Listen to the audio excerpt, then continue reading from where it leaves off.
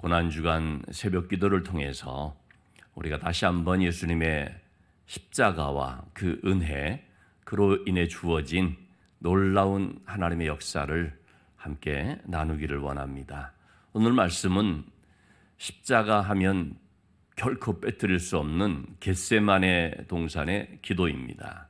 주님께서 십자가를 지시기 전에 먼저 겟세마네 동산에서 기도하십니다.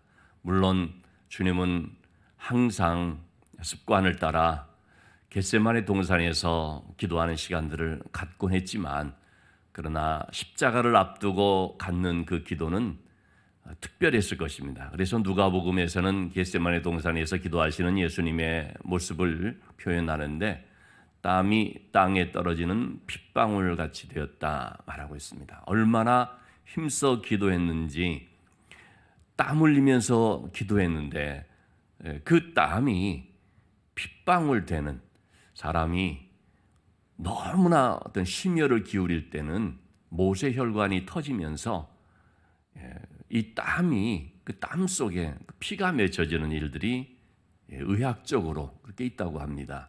그만큼 예수님께서 겟세마네 동산에서 기도할 때는 그야말로 목숨을 건 기도와 같다고도 볼 수 있겠죠.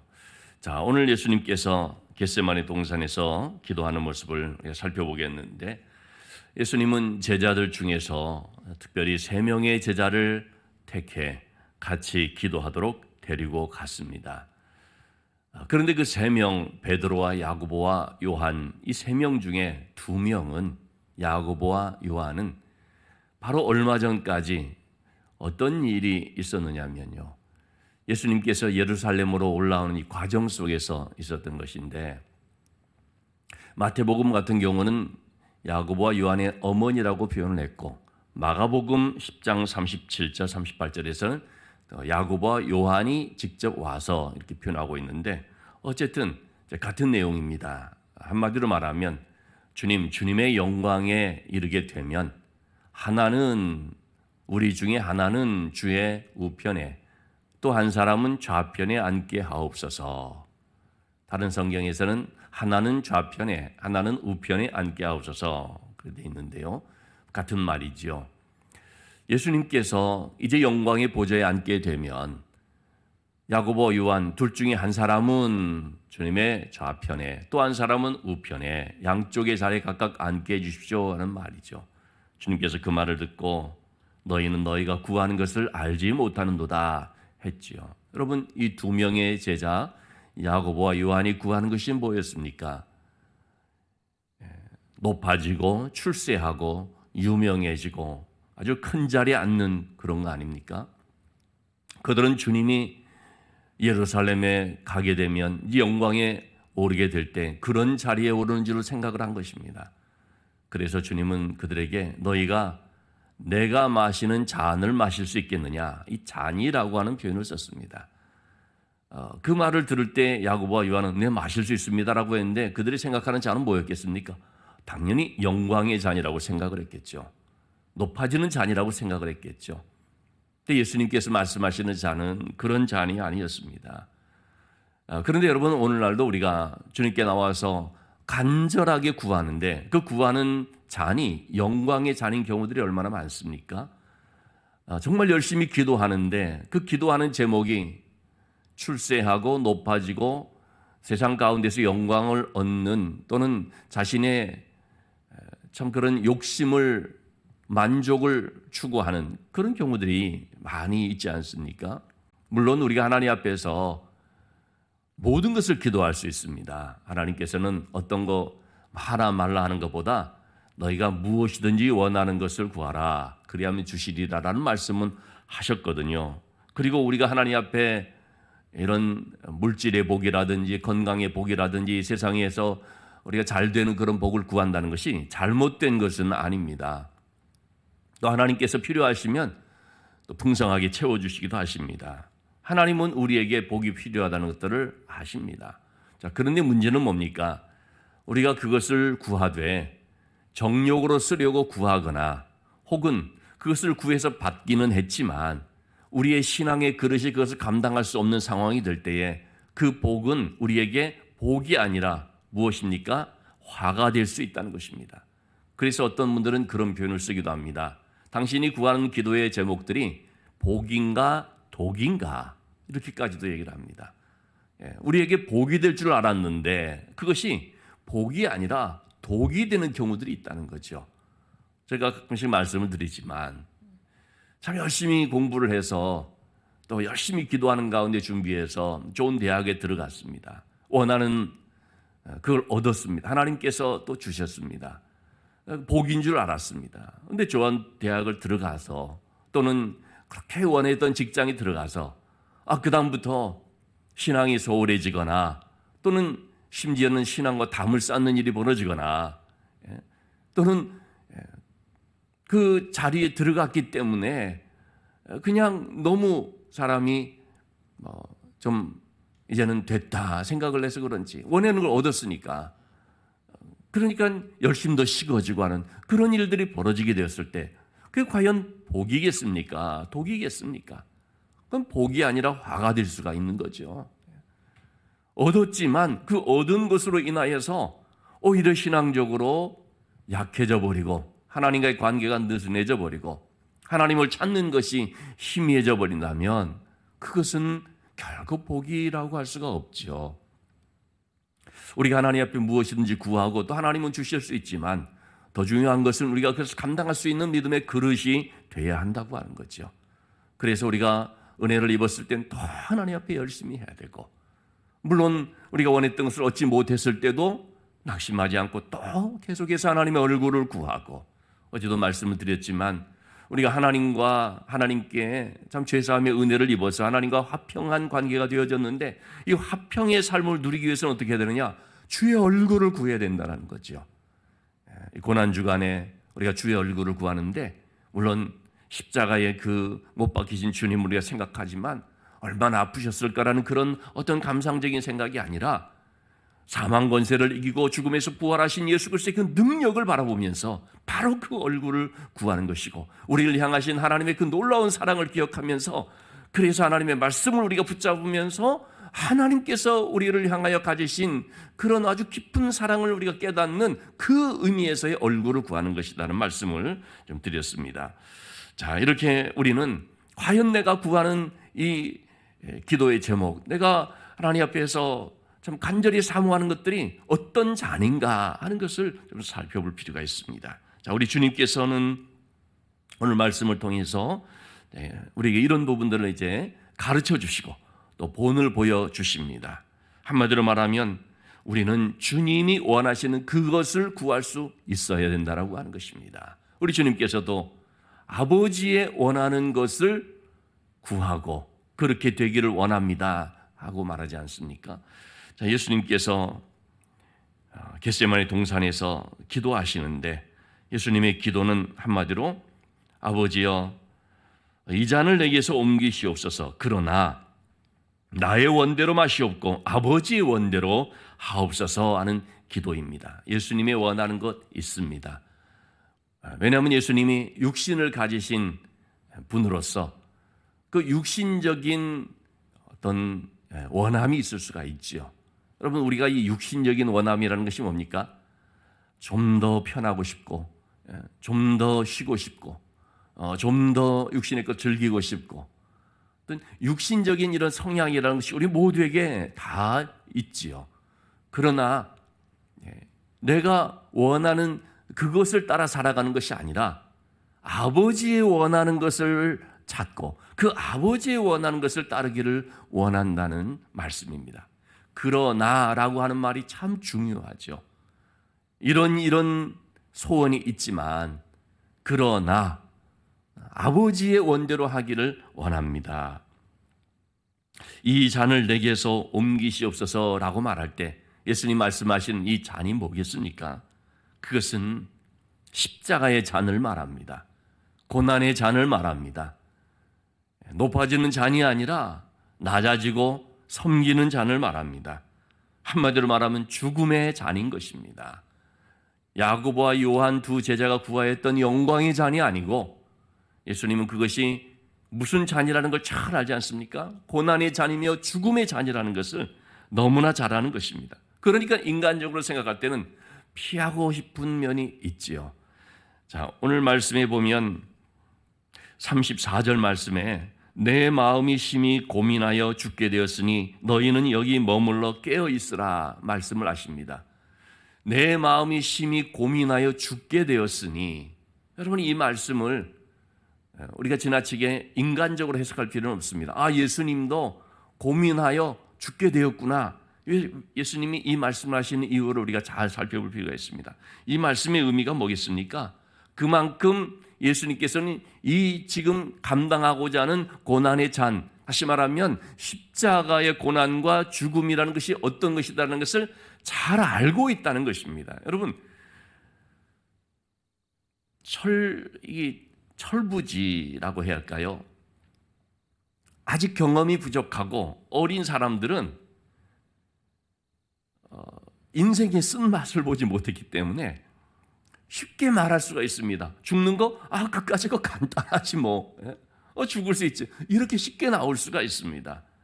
그러나 인생의 경험이 있고 삶이 무엇인지를 아는 사람은 뭐든지 쉽게 말할 수가 없습니다. 함부로 말하지를 못합니다. 왜? 알기 때문에 그렇습니다.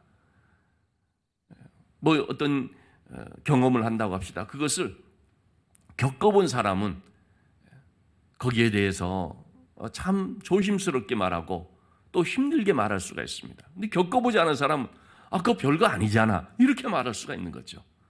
지금 예수님께서 말씀하시는 것은 바로 그런 것입니다. 이 고난의 잔이라고 하는 것은 단순히 이론적으로만 주님이 알고 있다는 것이 아니라 정말 이것이 어떤 것이다라는 것을 잘 알고 있다는 것입니다.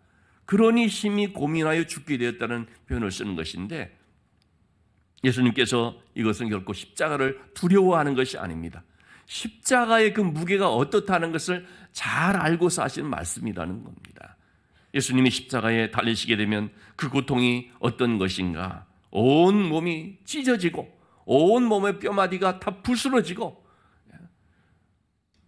그 채찍을, 십자가를 지시기 전부터 채찍을 맞는 그것 자체가 살점이 다 뜯겨 나가고 하는 이런 것들을 너무나 잘 아는 것입니다. 그리고 그 가운데서 온갖 고통과 조롱과 멸시와 천대를 받으시고 온몸이 다 발가벗겨 주시고, 거기다가 하나님께로부터 버림을 당하시는 아버지요, 아버지, 우리 지난주 새벽기도 때 살펴봤지 않습니까? 어찌하여 하나님이여 나의 하나님이여 어찌하여 나를 버리시나이까? 버림을 당하시는, 이게 바로 십자가의 죽음이죠. 그런데 이제 모든 것을 다 감당하신 다음에 마침내 영원히 떠나가시는, 철저히 죽으시는 이와 같은 죽음의 고통을 주님께서 너무나 잘 아시기 때문에 예수님께서 바로 이런 표현을 쓴 것입니다. 죽음이 두렵고 죽음을 감당할 수 없어서 내가 심히 고민하여 죽게 되었다 말하는 것이 아니고, 죽음의 고통이 이렇다라는 것을 너무나 잘 아시기 때문에 이렇게 말씀을 해주셨다는 것입니다. 그래서 주님은 이와 같은 고민하며 죽게 되었도다 말씀을 하시는데, 이러한 어떤 감정에, 이런 그런 그 힘들고 어려운 마음, 고민스러운 마음에 휩싸여서 그냥 거기에서 머리를 감싸지고 막 그냥 고민하고 어떻게 할까 하고 막 그런 것이 아닙니다. 자, 오늘 35절을 보시면요, 조금 나아가사 땅에 엎드려 될 수 있는 대로 이때가 자기에서 지나가기를 구하여 그랬는데요, 이 조금 나아가사라는 표현이 참 우리에게 의미가 있다고 생각합니다. 우리는 이것을 좀 영적인 의미로 살펴볼 필요가 있습니다. 예수님이 고민하여 죽게 되었도다라고 말씀하시고 거기에 휩싸여 거기에 머물러 거기에 주저앉아 있는 것이 아니라 그 다음에 어떻게 했다는 거예요? 조금 나아가사. 여러분, 우리가 이 세상에서 여러 가지 어려움과 고민들을, 고난들을 당할 수가 있거든요. 그로 인하여서 우리의 마음의 감정이 때로는 무너지기도 하고 너무나 내 마음이 낙심되어서 막 침체에 빠지고 할 수가 있거든요. 큰 실패를 경험했을 때 감당할 수 없는 슬픔으로 인하여서 마음을 주체하지 못하는 경우들도 있거든요. 근데 여기에 우리가 휩싸여서 그냥 거기에 머물러 버리는 것이 아니라 조금 나아가사, 이게 있어야 된다는 것입니다. 어디로 나아갔습니까? 기도의 자리로.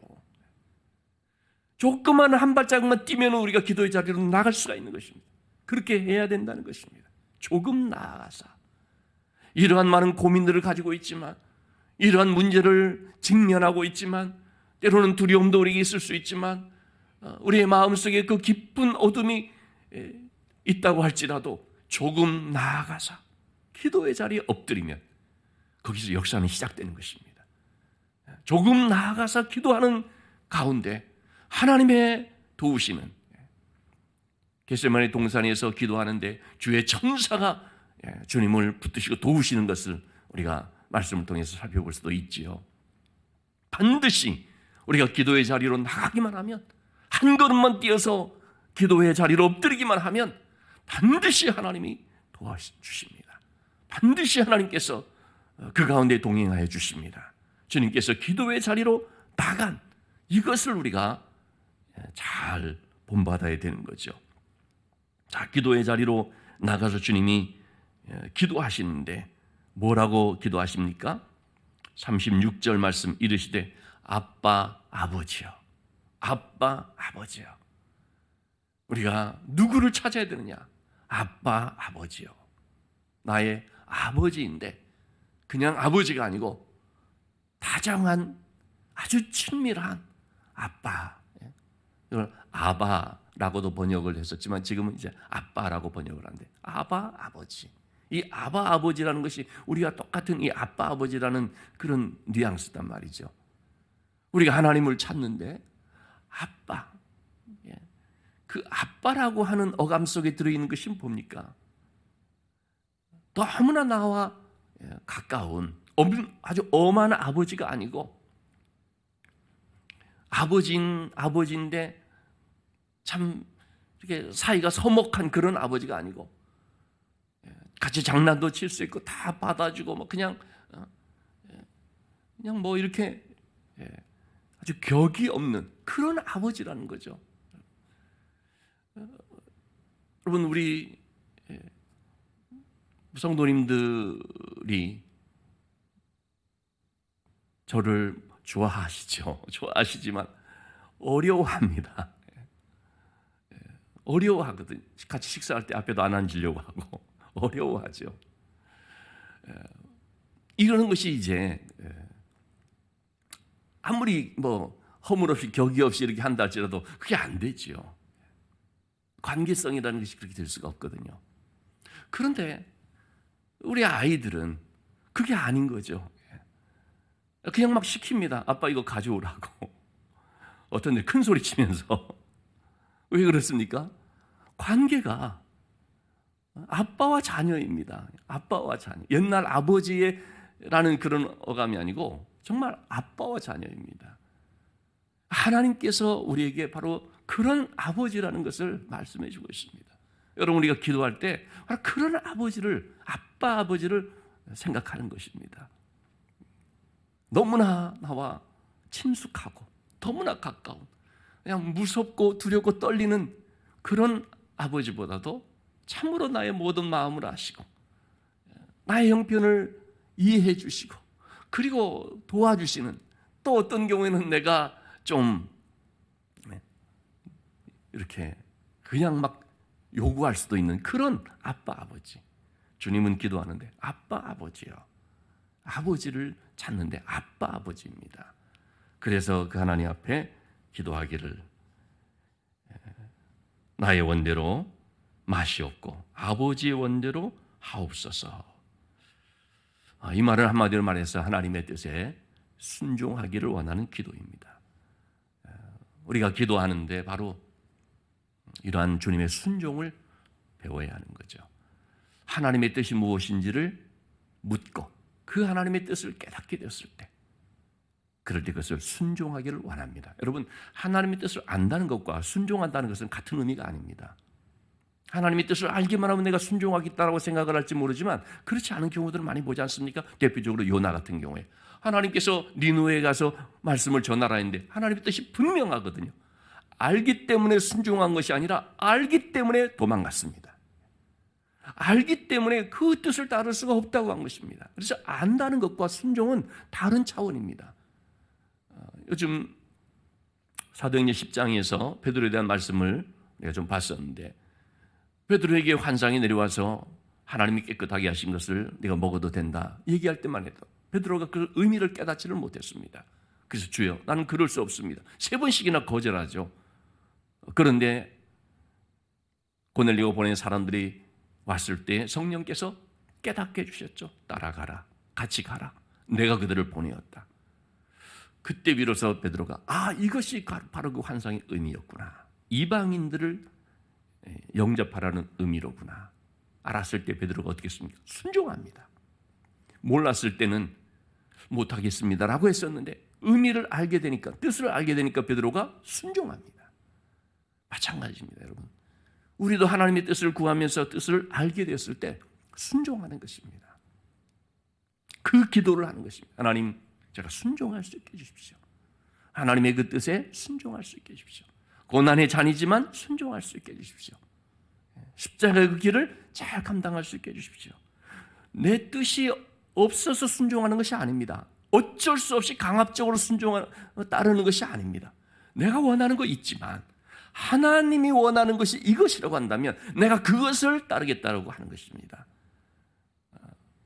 그리고 어쩔 수 없이 따르는 것이 아니라 기쁘게 감당하겠다라고 하는 것입니다. 자원하는 마음으로 하겠다고 하는 것입니다. 여러분, 우리가 겟세마네 기도를 통해서 예수님이 어떻게 십자가로 나가게 됐는지를 다시 한번 살펴볼 수가 있겠습니다. 하나님의 뜻을 구하고 그 하나님의 뜻을 순종하기를 구하는 가운데 그렇게 준비되어 나갔다는 것이죠. 여러분, 우리는 연약합니다. 예수님이 기도하는데 또 기도하도록 3명의 제자들을 따로 데리고 왔지만 이 3명의 제자들은 그냥 자고 맙니다. 3번씩이나 자고 말죠. 주님 뭐라고 말했습니까?